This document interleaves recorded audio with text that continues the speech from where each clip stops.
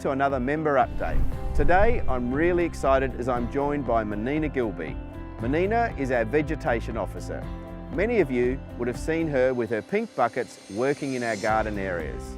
Monina, welcome. Could you please tell us a bit about your background? Thanks, David. I'm a garden designer specialising in Indigenous plants, and I've designed gardens for schools, private clients, community groups and the City of Holdfast Bay. I designed the Civic Centre for the City of Holdfast Bay, which a number of years ago won a gold medal in the State Sustainable Landscape Awards. Another garden I designed for them won 2 silver medals 2 years in a row. Also with the City of Holdfast Bay, I worked on biodiversity management plans for their natural areas and also worked on projects to involve the community in sustainability and biodiversity. I've worked in kitchen garden projects at schools and also at the Adelaide Botanic Garden. Fantastic, thanks Monina. Tell us, how have you found the experience so far working here at Glenelg, and what have some of the challenges been? All the members here have been very welcoming and they've been very supportive and encouraging. I'd like to thank them for that. We also have a great team here and they have been very supportive. Without a vegetation officer here for nearly 10 years, the gardens have suffered from a lack of maintenance. The native vegetation that was here has either been damaged or suffered from suffocation from weeds. In my 4 months here, I have moved over 36 cubic metres of material, and to put this in perspective, that is about 2 small rental moving trucks. And if you add my colleagues' clearing work as well, that would be well over 45 cubic metres of material. Well, you've achieved a lot in a short time since you've been here. What have some of the other highlights been for you?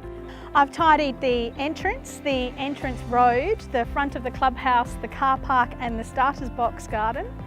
We've planted over 1,000 local plant species, some of which have suffered in the heat, but we've managed to get most of them through. This is an area about which we're very excited. As the weeds have been cleared, we've found over 10 local species which are regenerating. And we're using this as a demonstrative site to show people how we'd like the rest of the course to look. As you can see, there are lots of clear spaces to find bolls when they land and lots of sparse plantings which won't swallow bolls. I'm sure the members appreciate that. Some of the plants that you've planted are quite small. Yes, they are tube stock and that is the only size available from the local growers. But planting at that size will allow them to develop a better root system underneath. The plantings will be much more obvious next year.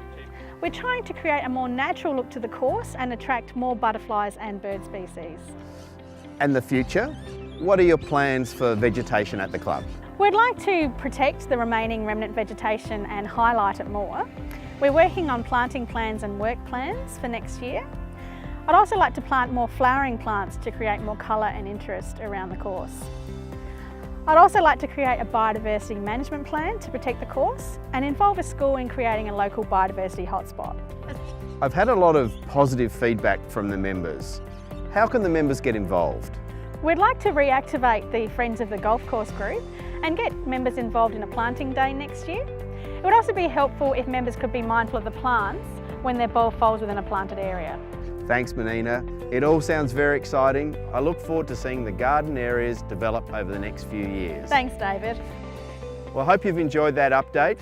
We look forward to providing future members updates about what's happening around your club.